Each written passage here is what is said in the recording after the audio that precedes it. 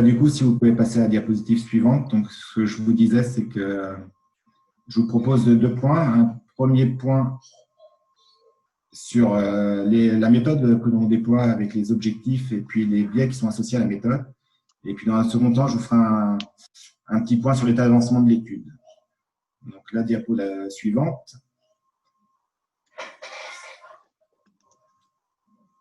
Ouais. Voilà. Donc, il faut savoir que nous, RICEP, on intervient sur l'analyse économique de ces projets éoliens depuis près de 8 ans. On a globalement intervenu sur 8 projets éoliens à la demande des porteurs de projets et des structures professionnelles. Et globalement, on nous demande d'analyser les risques sur la filière pêche.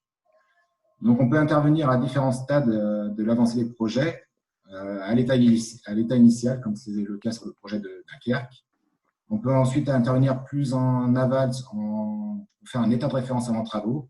Et puis, on intervient aussi quand les travaux sont commencés dans le cadre des protocoles de suivi. Et aujourd'hui, on prépare également les protocoles de suivi pour les phases d'exploitation. Donc, pour cette étude, on a travaillé en étroite collaboration avec le comité régional des pêches des Hauts-de-France. Si vous voulez bien passer à la diapositive suivante, qui représente une cartographie de tous les projets éoliens sur les façades maritimes françaises. Et globalement, on est intervenu sur la plupart et ça nous a permis de capitaliser et puis de construire notre méthode et de la faire évoluer en fonction des spécificités de chaque lieu. Diapositive suivante. Donc, la méthode qu'on a construite en concertation avec les acteurs professionnels, elle est découpée autour de 3 phases. Sur le projet de Dunkerque, on déploie uniquement la phase 1 et 2, puisqu'on est très en amont du projet en phase de levée des risques. Et donc, la phase 1, c'est une phase de caractérisation. Donc, on cherche à identifier les navires qui sont concernés par le projet, les ports concernés et la filière associée. On s'intéresse à donner une image de la santé économique des entreprises de pêche pour chercher à voir comment ils pourraient endurer une période de fermeture de certaines zones de pêche, notamment. Et donc, pour cela, on a aussi besoin de connaître leur dépendance aux zones de pêche, quelle est la valeur économique qu'ils dégagent de ces zones et combien d'emplois sont financés grâce à cette valeur économique. Donc, une première phase de caractérisation qui nous emmène ensuite sur une phase d'évaluation à l'échelle collective. Donc, c'est la phase 2, c'est l'évaluation des mesures de compensation collective, ce qu'on appelle plus communément les MCC. Et donc, comme l'a dit Benoît Figuered, on est très en amont des travaux, on est peut-être 5 ans avant le début des travaux. Donc, à ce stade, les porteurs de projets ne connaissent pas forcément le détail précis de leur façon d'intervenir. Et donc, on travaille sur la base de scénarios. Les porteurs de projets définissent des zones qu'ils risquent de fermer aux activités de pêche pour mener leurs travaux et des durées d'intervention. Sur cette base, nous, on évalue les risques économiques en termes de pertes potentielles pour la filière et on identifie aussi les risques sociaux s'ils existent. Et puis la troisième phase, donc là, on ne va pas la mener à ce stade, mais Benoît Figuered l'a aussi évoqué, sont tout ce qui concerne l'évaluation des mesures de compensation individuelles. Donc là, c'est que quand on se situe on est avant travaux et en gros, on regarde s'il y a une part de la compensation collective qui devrait être dédiée à de la mesure individuelle, dans le sens où il y a des entreprises qui sont plus fortement impactées. Et donc là, il faut définir des conditions d'éligibilité, c'est-à-dire des degrés de dépendance à partir duquel on doit être éligible à une compensation individuelle. Diapositive suivante. Donc ici, un schéma pour vous montrer notre manière de représenter la filière pêche, puisqu'on analyse les effets sur les 3 branches. En effet, les travaux en mer vont impacter directement les entreprises de pêche, mais ensuite, par effet domino, ça va impacter les autres branches, notamment la branche des fournisseurs de biens et services portuaires. Donc, c'est les prestataires de biens et services marchands et non marchands. Et puis, ça va aussi impacter à l'aval la branche distribution qui s'occupe de la commercialisation des produits de la mer. Et donc, c'est bien une analyse sur l'ensemble de ces 3 branches que l'on réalise. Diapositive suivante. Alors, en termes de données que nous utilisons, on s'appuie sur 2 grandes sources de données. Il y a des données spatiales qui sont collectés par le comité régional des pêches et qui sont analysés par ce comité. Et donc, c'est à travers l'outil Valpena, qui est une enquête qu'ils réalisent chaque année, soit de manière exhaustive auprès de l'ensemble des patrons, soit de manière sous la forme d'un échantillon. Et donc, ils vont voir chacun des patrons, ils leur demandent où est-ce qu'ils pêchent, quels sont les engins qu'ils utilisent et quelles sont les espèces ciblées.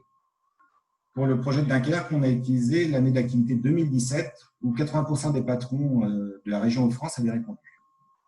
Ensuite, on vient coupler ça de la donnée économique qu'on collecte auprès des centres de gestion qui gèrent la comptabilité des entreprises, ce qui nous permet d'avoir accès à une décomposition fine du chiffre d'affaires à l'échelle mensuelle et une décomposition analytique des coûts à l'échelle plutôt trimestrielle. Et là, donc, pour le projet spécifiquement, on a collecté environ 3/4 des entreprises qui étaient concernées par le projet. Et donc, sur la base de ces deux grandes sources de données, on mène nos évaluations avec une partie de l'évaluation sur le volet économique, où on définit deux grands indicateurs. Le chiffre d'affaires qui est généré par la filière à partir de l'exploitation des différentes aires d'études et la richesse créée à partir de ce chiffre d'affaires. Donc, la richesse, c'est la valeur ajoutée ou plus communément le produit intérieur brut.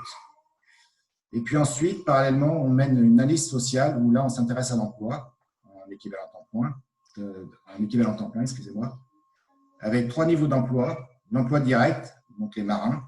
L'emploi indirect, c'est l'emploi sur les ports. Et puis l'emploi induit sur l'économie territoriale. Je vais passer à la diapositive suivante.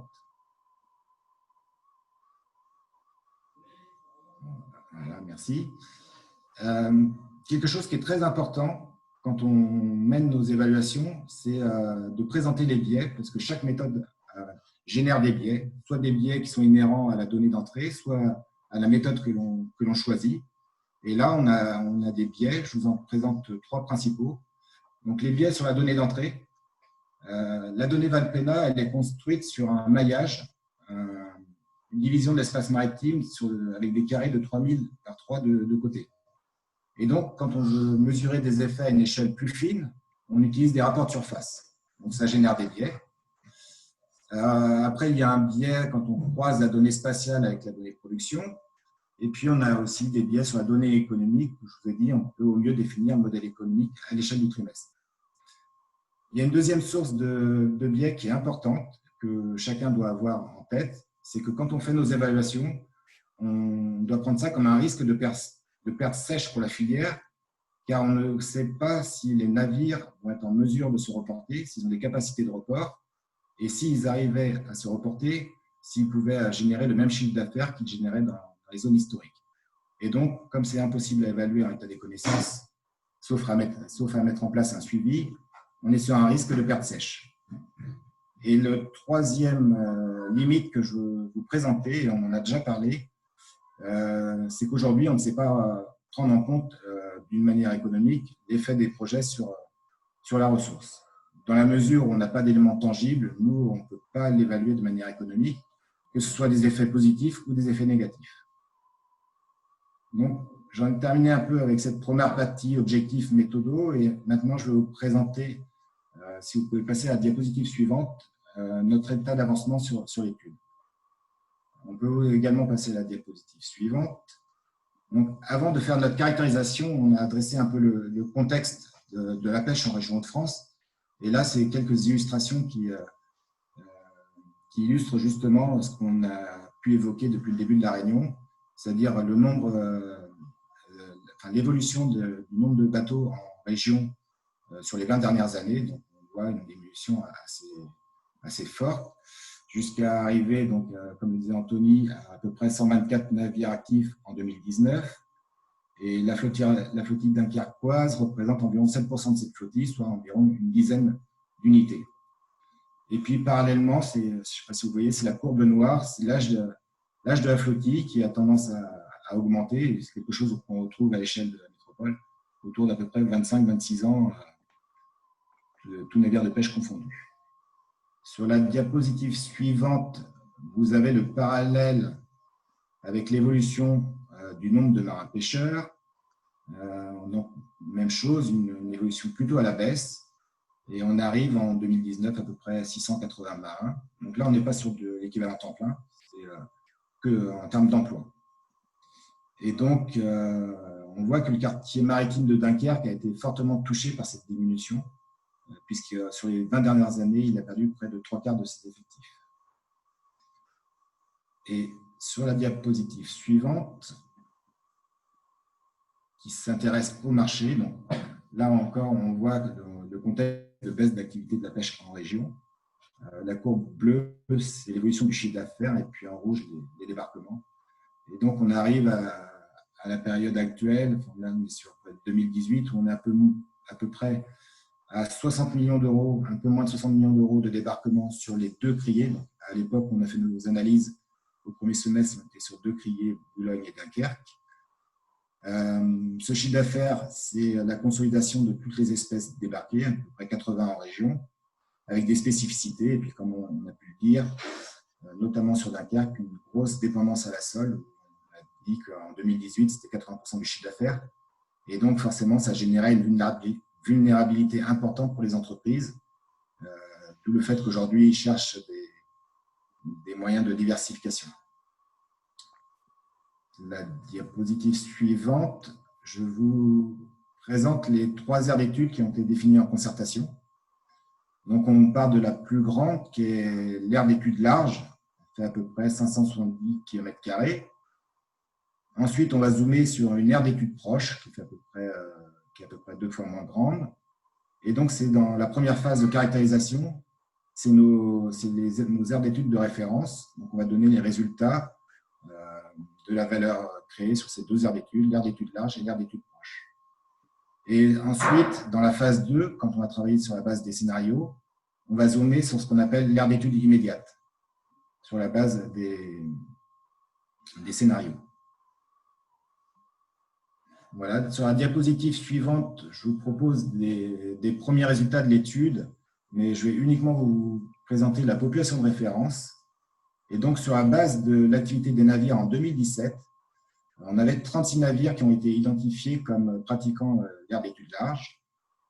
Ces navires, on les a répartis par port autour de 3 grandes places, Dunkerque, Calais et Boulogne. Donc, une quinzaine de navires de Dunkerque, 5 de Calais et 16 de Boulogne. Et en termes de métiers pratiqués, on avait à peu près 1/3 d'art traînant et 2/3 d'art dormant.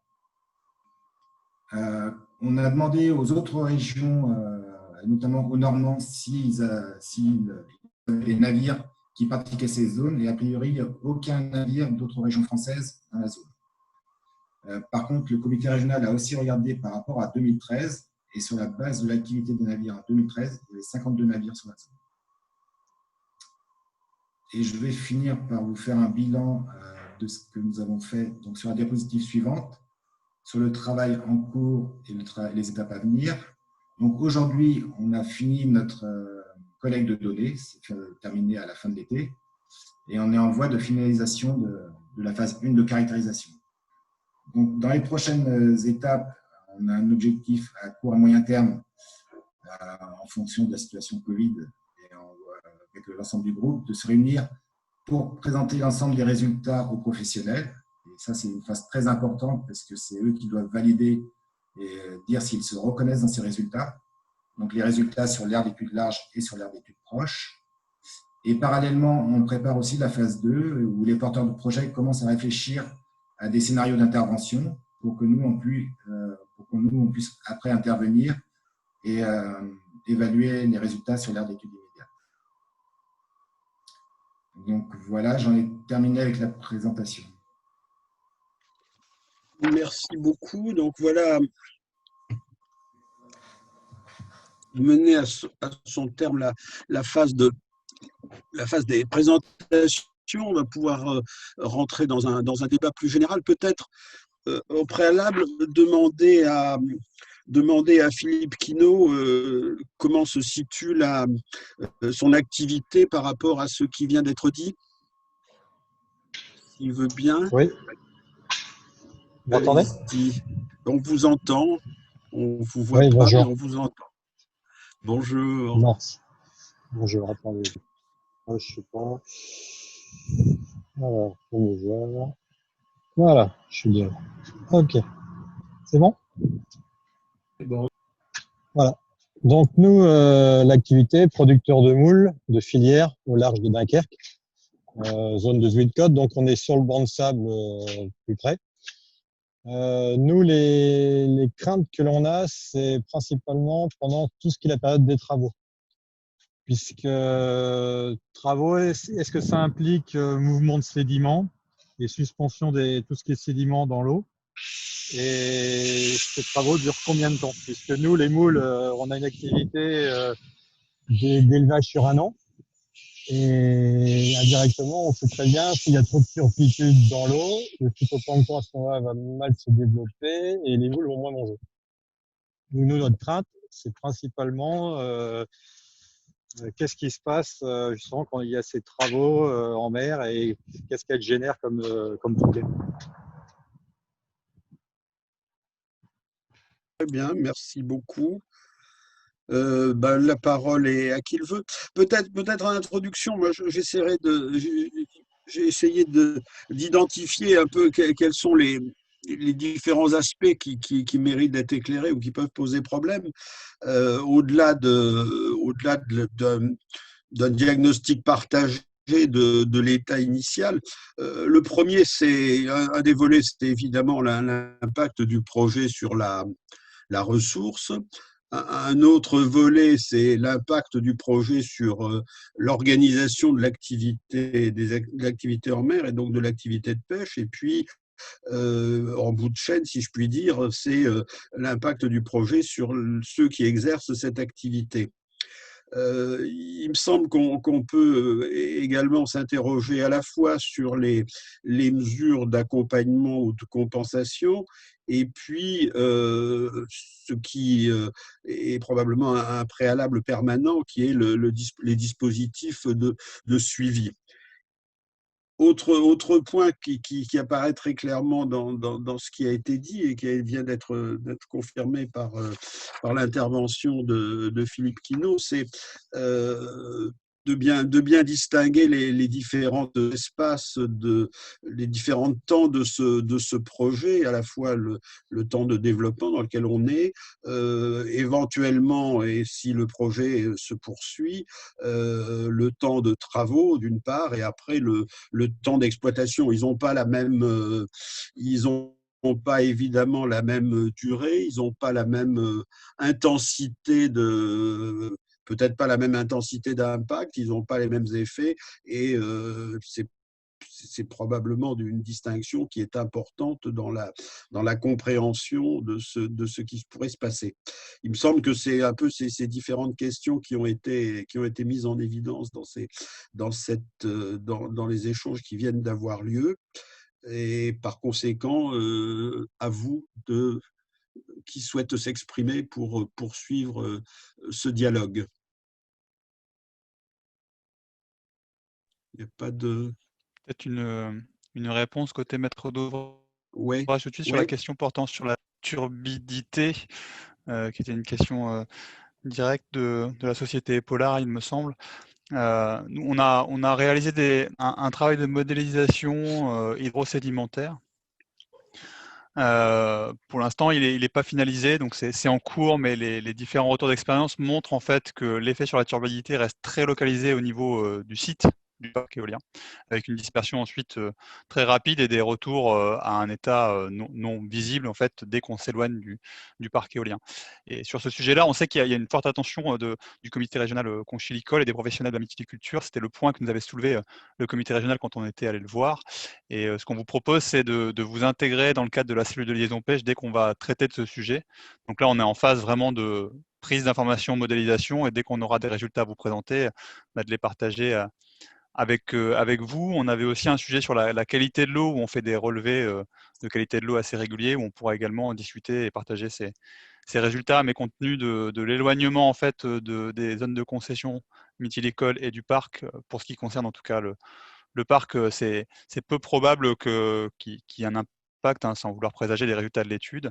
Et au niveau de la temporalité, en fait, la turbidité elle est générée uniquement en phase de construction, sur une période assez courte. C'est lors de l'installation des pieux, qui peut se faire soit par battage, soit par forage. Donc, on n'a pas encore, on ne sait pas encore quelle technique on va employer. Par rapport au site, ça serait plus probable que ça soit du battage, mais ça reste à affirmer. Donc, c'est une période assez courte dans le temps.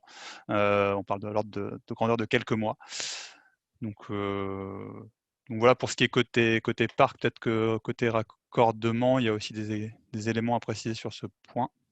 Peut-être préciser juste sur la carte, merci Eric d'avoir mis la carte. Donc on a en effet la localisation de la zone du projet et des zones conchylicoles.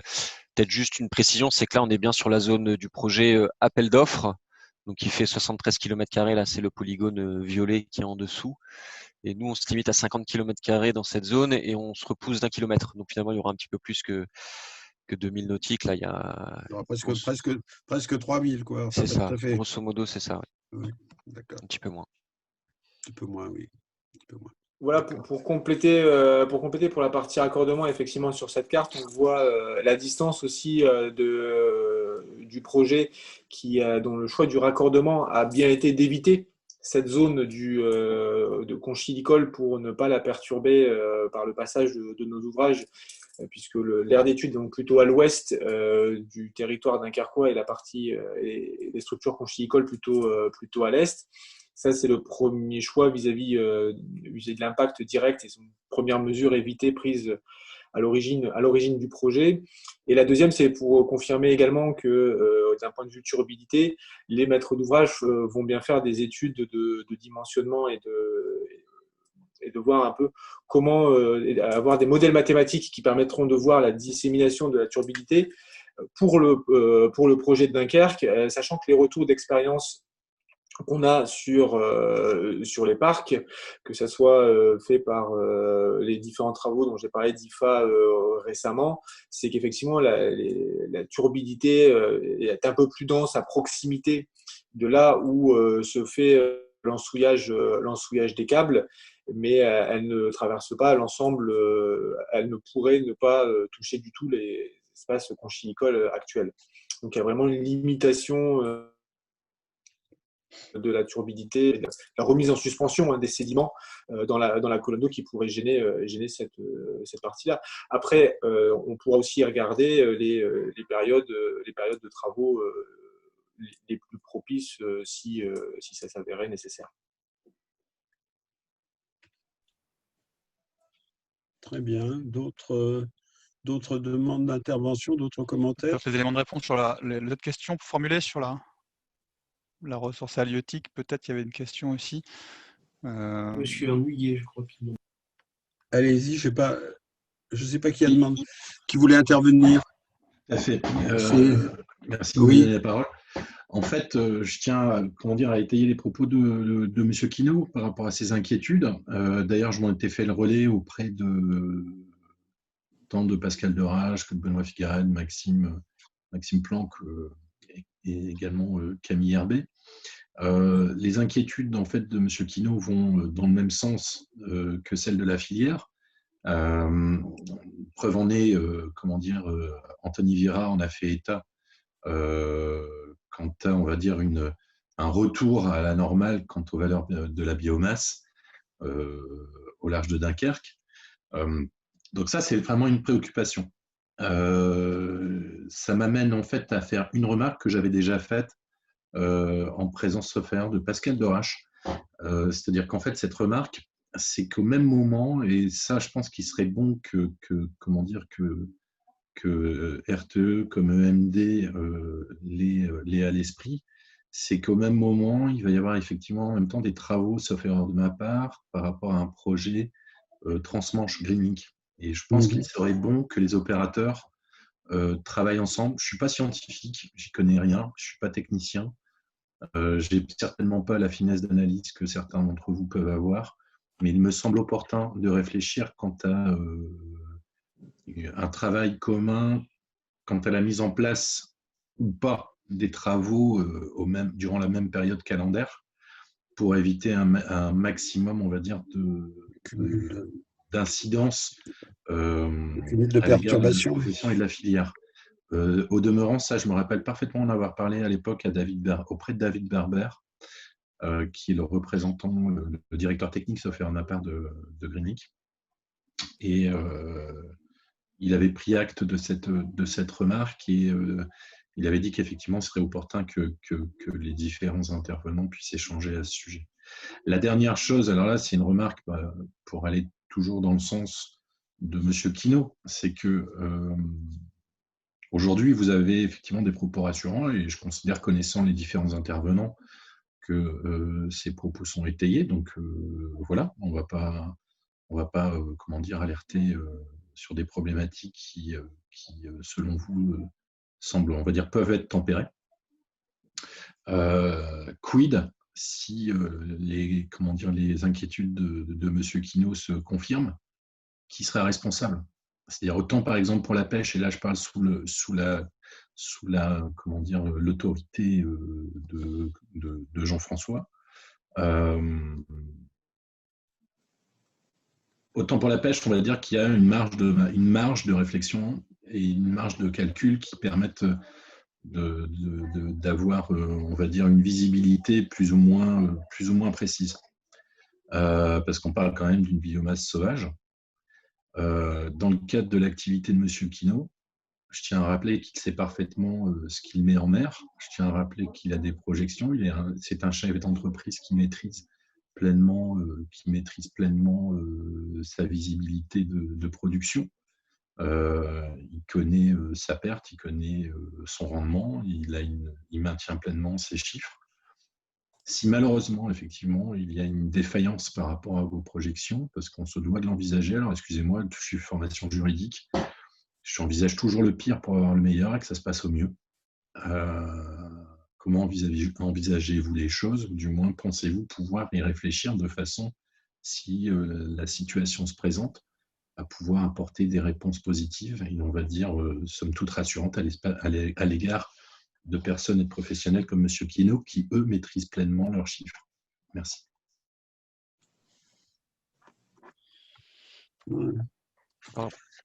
Oui, allez-y. Oui, alors juste pour resituer, en effet, quand on évoque les suivis des études halieutiques, Benoît l'a expliqué, donc c'était voilà, dans le cadre des engagements qu'on prend, c'est aussi dans le cadre d'un volet réglementaire. Il faut savoir qu'aujourd'hui, le projet n'est pas encore autorisé par la préfecture, puisque c'est la préfecture qui l'autorisera in fine. Et donc, pour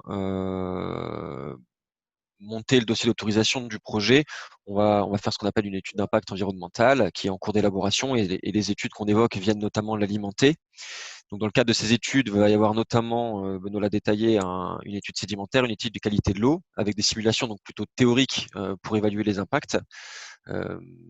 Et pour ensuite vérifier, pas juste théoriquement, mais dans la pratique, on va mettre également en place des suivis, donc des suivis en amont du chantier, donc ce qu'on va appeler un peu l'état initial, c'est le témoin avant qu'il ne se passe quoi que ce soit, des suivis en phase chantier, donc temps réel au moment des travaux, et des suivis post-chantier.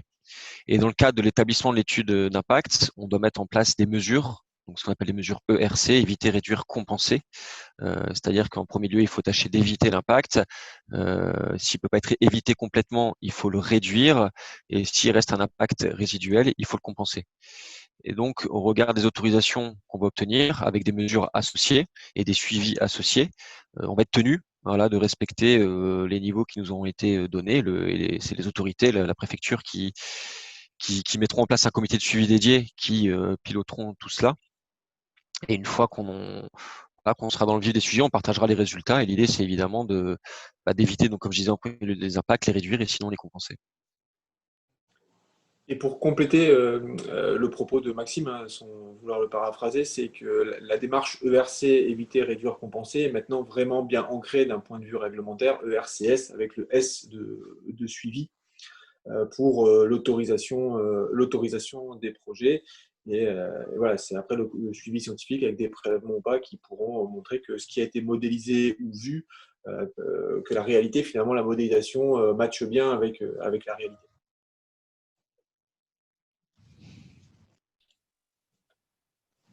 Et encore une fois, le mieux pour bien comprendre, suivre et intégrer tout ça, c'est de pouvoir aussi en discuter entre nous. Et naturellement, la cellule de liaison pêche est bien entendu ouverte aux acteurs de la mytiliculture. Alors, je ne sais pas si dans les zones de concession, il y a d'autres sociétés.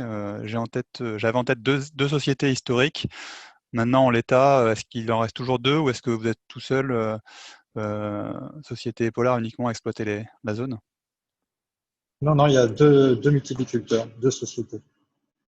D'accord. Donc ça sera avec un nombre relativement peu important d'acteurs. C'est toujours assez simple de vous faire contribuer, Oui, non, mais participer aux réunions. Donc, cet atelier n'avait pas la prétention de réunir toute la profession, en fait. Donc, on avait effectivement fait un choix. J'avais fait un choix. D'autres interventions, d'autres questions? Moi, j'en avais. Oui. Une question aussi. Une fois que les éoliennes sont en mer, Je ne sais pas qui s'exprime, mais. oui, Monsieur Quinault, excusez-moi. Ah oui, pardon, allez-y. Allez-y, oui.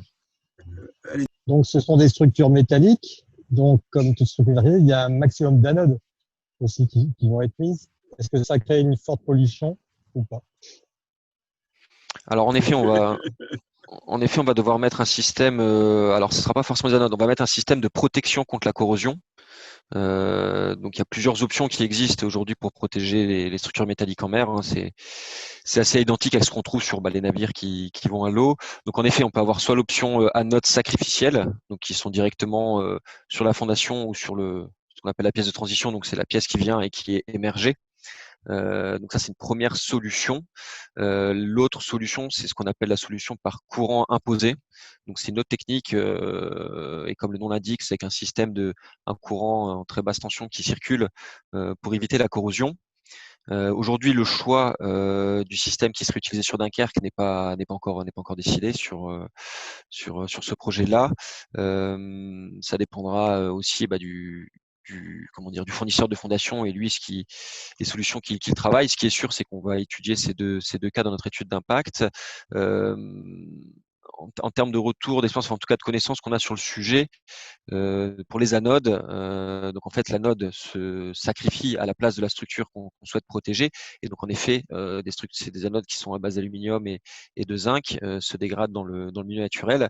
Après, en termes de taux de relâchement de ces éléments-là dans le milieu naturel, on est à des niveaux infinitésimales par rapport à la teneur naturelle de la mer sur ces matériaux-là. Donc on est vraiment sur, je ne sais plus combien de chiffres après la virgule, mais on est bien sur des taux extrêmement bas sur toute la durée d'exploitation du projet, donc sur 30 ans. Enfin, vous dites taux bas, mais moi, ce qu'on m'a parlé, c'est quand même, ça peut être des tonnes d'anodes qui Alors, actuellement. Alors le poids total d'anodes installées sur l'ensemble des éoliennes se chiffre en tonnes en effet.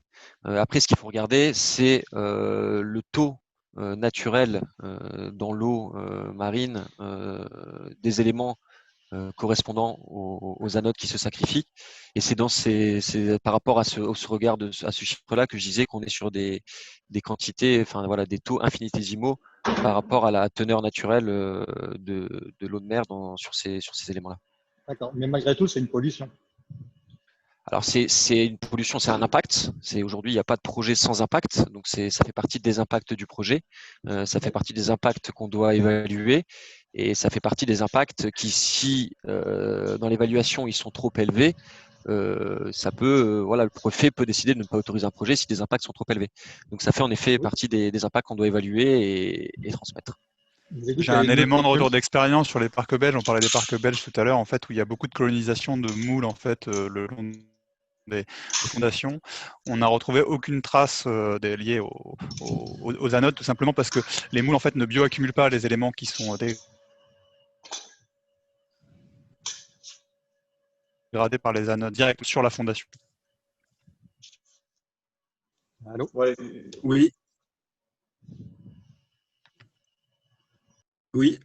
Du coup, pardon, je voulais effectivement abonder dans le même sens que Benoît, c'est que les retours d'expérience du RBNS, hein, le Royal Belgium Institute of Natural Science, montre qu'effectivement, les moules n'accumulent pas les métaux relargués, en particulier, parce que là, dans les anodes, c'est plutôt du zinc ou voire de l'aluminium, et effectivement, il n'y a aucune trace de marquage selon le rapport belge sur les moules.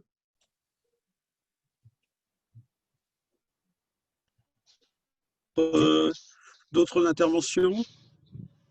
Moi, j'avais une une question pour Monsieur Bigot.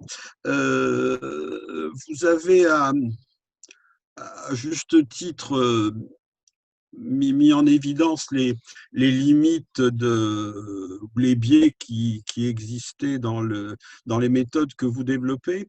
La question que j'ai envie de poser, c'est la suivante. Est-ce que ces biais sont suffisamment faibles pour permettre néanmoins une appréciation significative d'écart entre l'état initial et puis l'état tel que vous le décrivez en face des scénarios envisagés par les maîtres d'ouvrage?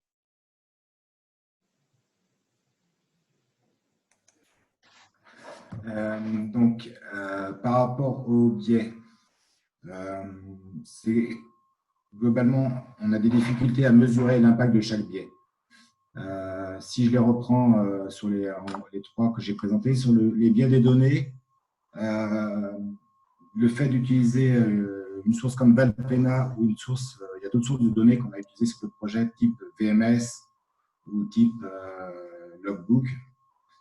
Globalement, quelle que soit la source de données, il y a des biais, mais en moyenne, sur les résultats, ça ne biaise pas les résultats. Sur le deuxième type de biais, sur le report, le fait de ne pas pouvoir évaluer les reports d'activité, finalement, dans le résultat que l'on donne, il n'y a aucun effet, puisqu'on dit quelle est la valeur que les pêcheurs extraient d'une zone. Donc, sur ce chiffre-là, ce biais n'a aucun impact. Et sur le dernier biais qu'on a présenté sur l'effet de la ressource, aujourd'hui, ça a été dit plusieurs fois, mais il n'y a aucun élément tangible sur les effets d'un projet sur la ressource. On ne sait pas si… et en plus, ça dépend à quelle échelle on raisonne, si on est tout de suite après les travaux ou si on est 5 ans après. Et donc, dans la mesure où nous, on ne peut pas rentrer d'indicateurs, on ne peut pas l'évaluer d'un point de vue économique. Et enfin, si je pourrais compléter ma réponse, quelque part, qu'on intervienne en phase de levée des risques, donc dans l'état initial ou avant travaux, on applique toujours la même méthode. Et donc, en ce sens, comme on positionne des indicateurs qui sont toujours les mêmes, donc je vous ai présenté les principaux indicateurs, chiffre d'affaires, valeur ajoutée, il y en a aussi toute une batterie d'indicateurs qu'on positionne sur l'ensemble de la filière. Et dans la mesure où on retient toujours les mêmes indicateurs, là, on est en mesure de voir comment ils évoluent à travers le temps. Et donc, on essaie d'appliquer exactement la même méthodologie à n'importe quel stade de l'avancée du projet. Donc, je ne sais pas si ça répond à votre question. Oui, non, mais l'idée, c'était est-ce que l'étude permet de conclure sur l'impact en ayant une appréciation qui est globalement partagée au-delà dans le cadre de ces imprécisions et de ces intervalles de confiance? En tous les cas, le retour d'expérience qu'on a sur les autres projets, je pense que globalement, tous les projets ne se passent pas bien, hein, mais globalement, je pense que EMD, avec qui on travaille sur d'autres projets, pourra peut-être donner son avis. Mais globalement, les chiffres que l'on avance sont partagés par l'ensemble des protagonistes, que ce soit porteurs de projet ou profession. Il y a toujours à peu près un consensus sur les résultats proposés. Après, il y a des fois des interprétations qui peuvent être différentes, mais néanmoins, les résultats, généralement, en tout cas les professionnels, se retrouvent derrière ces résultats. D'accord. Monsieur Roudier, oui. Il me semble ne pas avoir répondu à une question, une interrogation de Monsieur Hennuyer sur la concordance des travaux avec… ah oui, d'accord, oui, allez-y.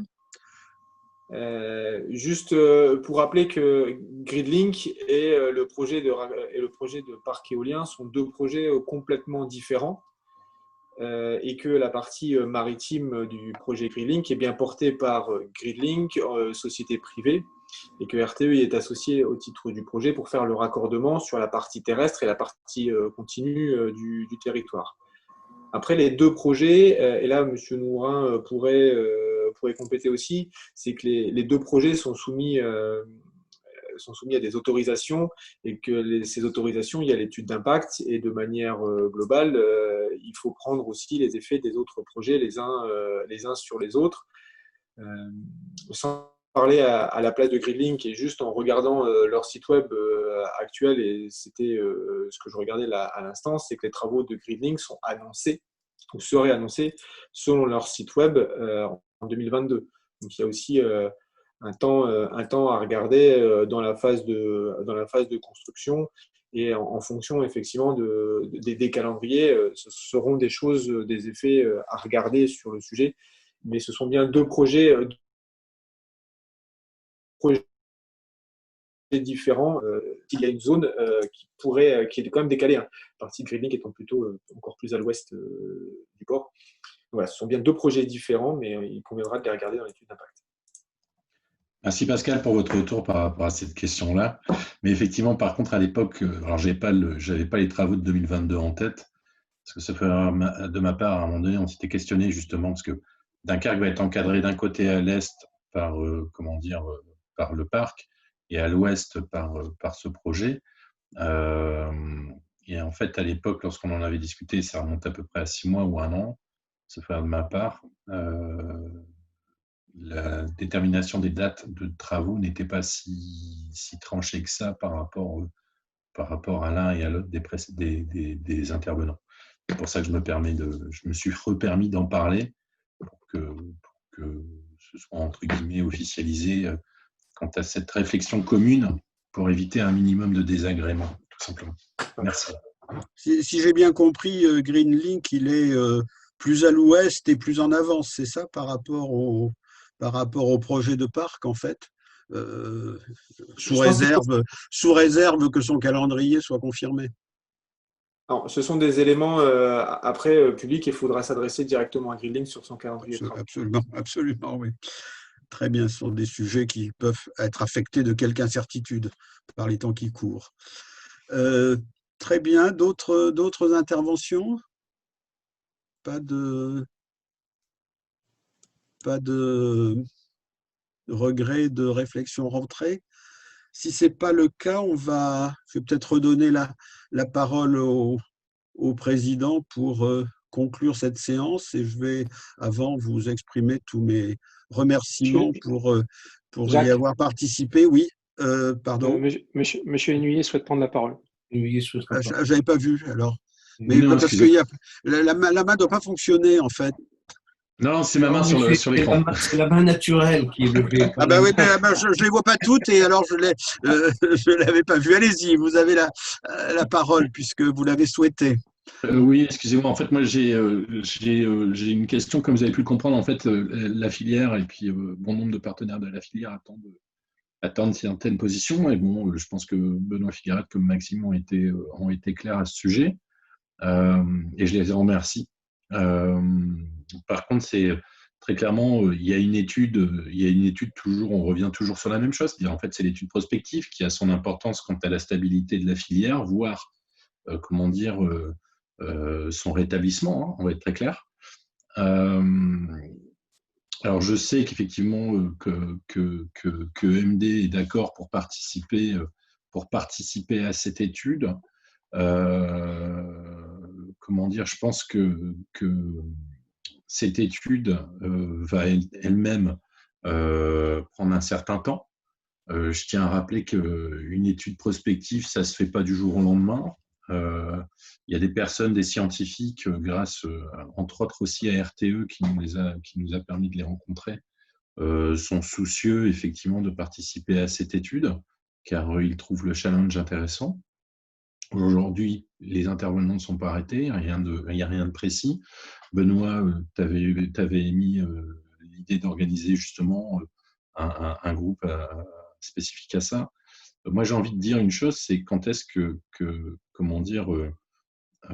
EMD, vous vous sentirez pleinement au regard du calendrier, tant par exemple de ce débat, toute autre, on va dire, procédure qui se doit d'être mise en place pour la pérennisation de votre projet. quand vous sentirez-vous profondément propice pour pouvoir mettre en place les choses, parce que je pense qu'il ne faut pas non plus perdre du temps. Il faut que ce soit, on va dire, mis en application à l'échelle humaine assez rapidement pour pouvoir permettre aux navires d'avoir une visibilité. Aujourd'hui, par exemple, ou plutôt hier, c'est-à-dire vendredi dernier, on a été sollicité, ou plutôt les patrons pêcheurs ont été sollicités quant à leur vision de l'avenir par rapport à la pêche qui serait envisageable, ou du moins les outils qui seraient envisageables de mettre en place pour pérenniser leur activité. À un moment donné, il y a eu un grand silence. Pourquoi? Parce que ce silence était lié, ni plus ni moins, à leur absence de visibilité quant à tout l'ensemble des enjeux qui se présentent à eux. Alors, la stabilité, je ne vais même plus parler de la structure, mais parler de l'outil, qui est la CMDK, avec les services, avec les, comment dire, que ce soit les services hackés ou que ce soit, comment dire, ne serait-ce simplement que la station de gasoil maritime. Mais ils ont aussi une absence de visibilité quant à les droits d'accès, par exemple, au parc, l'incidence du parc sur, on va dire, les zones qui leur seront encore accordées au regard de l'emprise du parc par rapport à leur zone de pêche. Je pense qu'il est opportun, très sincèrement, de mettre en avant très rapidement ce genre de choses. Je ne suis pas le premier à vous en avoir parlé. Quand, Maxime, puisque limite Maxime, tu es responsable de projet, quand, Maxime, penses-tu qu'effectivement ce genre de choses pourraient être mises en place, on va dire de façon constructive, de façon moteur, tant de la part de EMD que parce que nous, on est prêt à l'être. Donc voilà, merci. Oui, bah comme tu le sais déjà, François, j'ai envie de dire, on y est déjà engagé maintenant. Alors c'est vrai que concrètement, cette étude, pour l'instant, on a un peu du mal à la matérialiser, à avoir, on va dire, des résultats concrets. C'est juste pour rappeler un peu le cadre, hein, c'est une étude qui va au-delà du parc éolien. Le parc éolien en est une brique essentielle et importante, mais comme on l'a défini avec Olivier Nourin, avec la CUD, notamment, tu citais la CUD, et je pense que c'est important de le rappeler, c'est qu'il y a des collectivités aussi locales derrière qui sont engagées et volontaires sur cette étude. Et nous, on l'a déjà dit, on le répète, on est tout à fait prêt à s'engager dans ce type d'études et contribuer à l'échelle du parc éolien.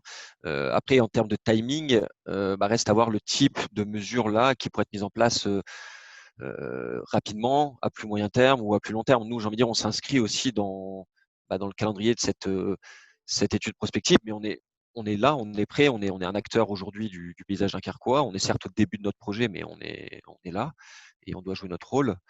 Donc après, à voir quelles seraient les mesures déclinées autour de cette étude prospective, mais j'ai envie de dire qu'on est d'ores et déjà prêt à y contribuer, à s'inscrire dedans et à pouvoir faire avancer cette étude de manière globale et nous d'y contribuer à notre échelle du parc éolien. Donc après, je ne sais pas si tu avais en tête des mesures spécifiques ou s'il y avait des sujets qui seront peut-être traités plus rapidement et d'autres qui sont plus moyen long terme. Pour rebondir, par exemple, comme on en a discuté, alors plus avec Xavier et Benoît, parce qu'on a eu l'opportunité de s'entretenir par téléphone, sauf erreur, Benoît, c'était la semaine dernière, ainsi qu'avec Xavier, Arnoux. Un truc tout bête, je veux dire, aujourd'hui, il y a des réflexions qui se font quant à la préservation de l'outil. Et je parle bien que de l'outil, je ne parle pas de la structure. Donc, il y a des réflexions, il y a une volonté. Alors, je vais être très clair, je veux dire, aujourd'hui, la communauté urbaine de Dunkerque a suffisamment apporté des preuves de son soutien, et ça nous a encore été répété récemment. Donc, pour ça, j'ai une entière confiance, mais pour l'heure, en fait, très clairement, la communauté urbaine de Dunkerque est la seule à réellement avoir mouillé la chemise. On va dire, on a été sollicité par différents techniciens. Et là, je ne vais pas parler que de la communauté urbaine de Dunkerque, mais je vais parler de l'autorité publique en général, ce qui, à mes yeux, l'autorité publique regroupe, on va dire, un ensemble de collectivités territoriales qui sont compétentes, soit de façon territoriale, soit de façon, on va dire, au regard de leur mission. On a communiqué différents documents, des choses comme ça. On a fait état, là je ne parle que de la problématique de la structure, ou plutôt de l'outil. On a fait état de bon nombre de choses. Aujourd'hui, on en a discuté avec Xavier et j'en ai discuté avec Benoît. Très clairement, je ne peux que solliciter, EMD au regard de ces conventions que vous avez signées avec 3 acteurs, enfin, c'est des conventions tripartites. C'est-à-dire que d'un côté, il y a le comité régional, comité départemental et EMD. Ça, c'est une première convention qui va pleinement dans le sens, on va être très clair, de la réglementation applicable dans un tel projet. Et à côté, on va dire qu'il y a une convention plus locale avec le comité départemental, la CMDK et EMD. Je vous ai donné mon avis sur l'ensemble de cette convention, c'est-à-dire que je pense très honnêtement qu'il y a un article, ça vous regarde, à savoir si vous souhaitez ou pas continuer. On ne va pas en reparler, ça ne sert à rien, c'est à votre discrétion. Il y a un article, et c'est celui-là dont je veux vous parler, dont je vous en parlerai donc à la fin, qui lui est spécifique à l'outil qui est à préserver et dont il y a une réflexion aujourd'hui. Et il y a des articles que vous avez déjà mis en application, et je vous le remercie, entre autres par exemple en louant les services des navires de pêche pour le survey, qui sont eux plus spécifiques, on va dire, aux bénéfices individuels des navires. Et ça, compte tenu que vous avez signé avec le comité départemental des pêches, je ne peux que vous inciter à le respecter. Je ne peux aussi que vous inciter à respecter le fameux article qui est la réduction des charges énergétiques qui est en mesure de pouvoir préserver l'outil. Pourquoi? Pour la simple et unique raison, c'est que si j'en ai fait état à Xavier et se faire de ma part aussi à Benoît, c'est qu'en fait, il y avait une étude de prévue pour cette réduction de charge. On a rencontré des techniciens, mais il faut savoir que les résultats de cette étude ça apporterait une aide à la décision à l'autorité publique quant à la préservation de l'outil. Car si demain, effectivement, grâce à l'étude que vous avez dû normalement finaliser, on s'aperçoit que l'outil est en mesure de réduire ses charges énergétiques électriques de 65 ou 65 KE, voire 100 KE par an, ça a son importance dans l'aide à la décision. Et en ce moment, on est dans le vif du sujet. Alors, je sais que vous n'êtes pas responsable de la situation. Je sais que vous n'avez, vous êtes étranger à tout ça. Il n'en demeure pas moins que vous vous êtes engagé, que vous avez envoyé, sauf erreur de ma part, un technicien qui normalement devait bosser dessus. Je pense qu'il serait opportun, sincèrement, que cette semaine, enfin, pour maintenant c'est trop tard, c'est vendredi, mais que dans les 10 jours à venir, on puisse avoir une visibilité saine. Ça aidera à la décision, et je peux vous assurer qu'au regard des échos que j'ai pu avoir, ça aidera à la décision, pas seulement, on va dire, une collectivité territoriale qui a fait ses preuves, qui est la communauté urbaine de Dunkerque, mais d'autres collectivités territoriales. Merci. Un élément un commentaire du côté de MD? Oui, évidemment, ça appelle à une réponse. Et sous couvert de la demande de Frédéric Drogéry sur ce sujet-là, l'enjeu aujourd'hui, c'est de pouvoir conserver en fait le matériel qui était du matériel de la CMDK, grue, chambre froide, etc. C'est ça qui est nommé l'outil, je pense, par François Hennuyer. Nous, on s'est engagé à travers nos conventions à accompagner la CMDK. Et évidemment, sur ce point-là, ça va se décliner sur la préservation de cet outil qui est un point important pour la pêche. Donc on est prêt, on s'est engagé. Maintenant, on attend simplement un projet. On attend que les différents acteurs du territoire se positionnent sur le sujet. On attend d'avoir un projet concret et on prendra notre part à ce projet naturellement, comme on s'est engagé à le faire. Demain, je vous appelle tous les deux pour que vous puissiez booster au moins les résultats de cette étude. Oui, après, je pense qu'il y a deux sujets. De l'utilité du débat public. mais juste pour que tout le monde se situe bien, il y a peut-être deux sujets là qui sont parallèles. Je pense qu'on est un peu en dehors du projet. Oui, juste une petite remarque pour repréciser. Mais on a bien en effet différents engagements et donc ceux qu'on pouvait mettre en œuvre tout de suite, parce qu'il y en a d'autres engagements, c'est plutôt pour les phases après, on l'a vu dans la présentation. Mais parmi les choses qu'on pouvait faire assez vite, et on les a c'est pour ça qu'on les a engagés dès qu'on a pu. Il y avait notamment cette étude liée à l'efficacité énergétique du bâtiment de la CMDK pour voir ce qui pouvait être fait en termes d'installation d'énergie renouvelable, d'économie d'énergie, de froid, etc. Donc ça, c'est en effet une étude qu'on a lancée il y a quelques mois avec des techniciens du groupe EDF qui sont venus. Donc ça, c'est un premier volet. Alors après, c'est vrai qu'elle avait été un peu mise en stand-by cet été. Aussi par rapport, lié à la perspective de la CMDK, l'idée c'est évidemment pas de la remiser dans les cartons et pour détailler un peu ce que disait François, c'est qu'on en discute aussi avec la CUD puisque c'est eux qui sont propriétaires du bâtiment. Donc voir un petit peu quelles seraient aussi les possibilités sur ce bâtiment. Et nous évidemment l'idée c'est d'en faire une mesure à destination de la pêche. Donc on a des budgets dédiés pour ce type de mesure. Et quand Benoît parlait, on est en attente d'un projet, c'est plutôt aussi si il y a des choses qui peuvent être faites dans l'immédiat, en plus de cette étude énergétique ou en parallèle, nous on est à l'écoute et là-dessus on est évidemment attentif à ce qu'on pourrait accompagner, sachant que nous l'idée de ces mesures, elles sont au bénéfice de la pêche. On sait que la communauté urbaine est attentive sur le fait de pouvoir équiper ce bâtiment en énergie renouvelable. Nous, évidemment, on y voit d'autant plus un intérêt s'il est préservé pour des activités liées à la pêche. Si j'ai bien compris, il y a quand même deux sujets un peu qui n'ont pas la même temporalité. L'un qui est celui que vous venez d'évoquer sur l'amélioration d'efficacité d'outils existants avec un horizon qui est plutôt d'assez court terme. Et puis il y a un deuxième sujet qui est un sujet d'étude prospective qui lui est un peu plus long terme. Sur ce deuxième sujet, pour clarifier un peu le débat, il y a un point qui m'a échappé, c'est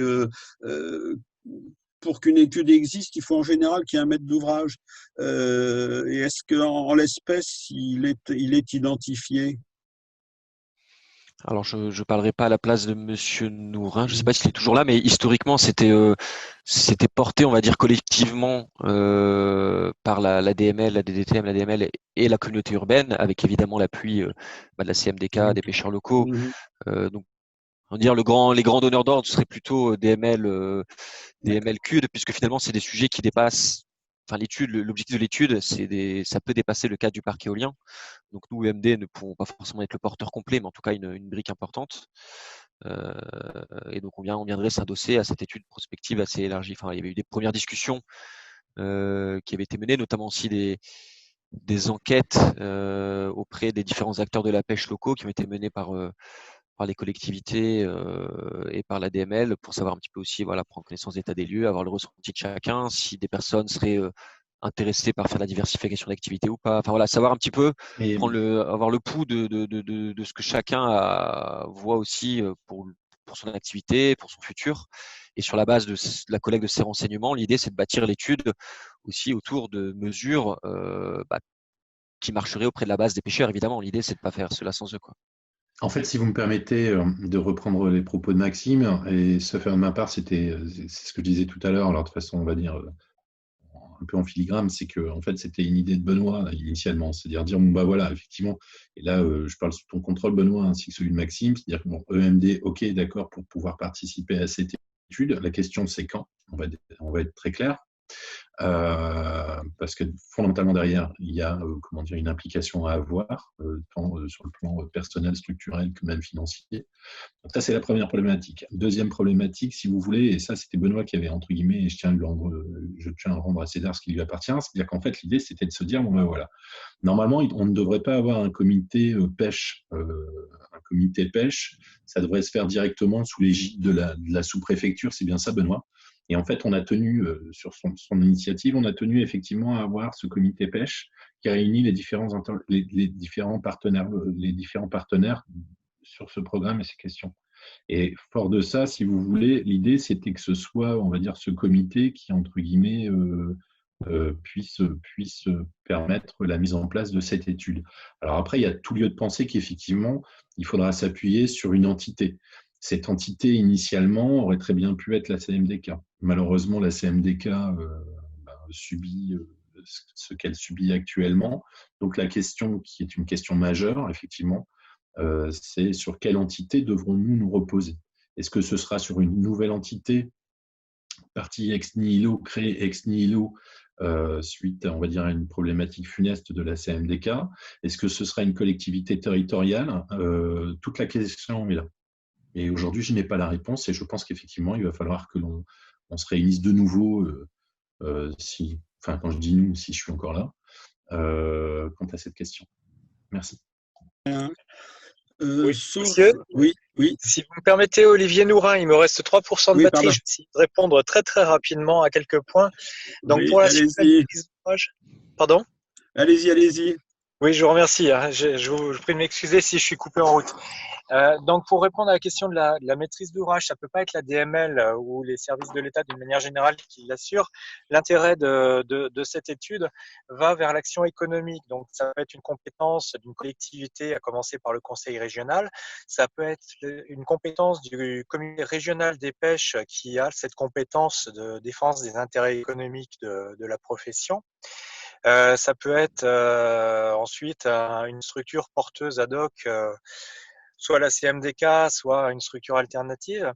Mais effectivement, il faut trouver un maître d'ouvrage et puis surtout, il faut fédérer plusieurs synergies, plusieurs énergies autour de ce projet qui sera forcément complexe pour aller chercher les informations concernant la connaissance de l'état du milieu, la compréhension de son évolution. Beaucoup de monde travaille dessus, le GPMD travaille dessus, l'université Lulco travaille dessus, Ifremer travaille dessus, le comité régional travaille dessus.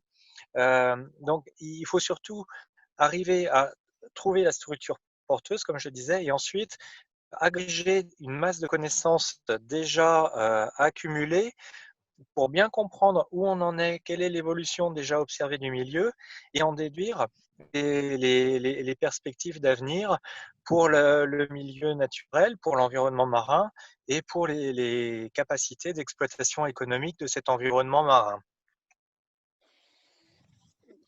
Ok. Voilà, j'ai terminé. Très bien. Aussi. Et juste pour compléter, parce qu'on m'a attribué l'idée de l'étude perspective, c'est bien la DML qui a poussé pour cette étude-là, qui fait tout son sens, et ça fait vraiment du sens que ce soit la DML qui l'a poussé. C'est simplement finalement la cellule de liaison pêche réunissait l'ensemble des acteurs qui pourraient contribuer à cette étude prospective, bien qu'on pourrait en rajouter. Et donc l'idée, c'était à travers cette cellule de liaison pêche de commencer à élaborer un plan d'action qui après pourrait se décliner, c'est ce que tu rappelais tout à l'heure, François, en comité de pilotage, qui reste à mettre en œuvre en définissant quels sont les bons acteurs, incluant les acteurs que vient de citer M. Nourin, à savoir les scientifiques notamment, GPMD, etc.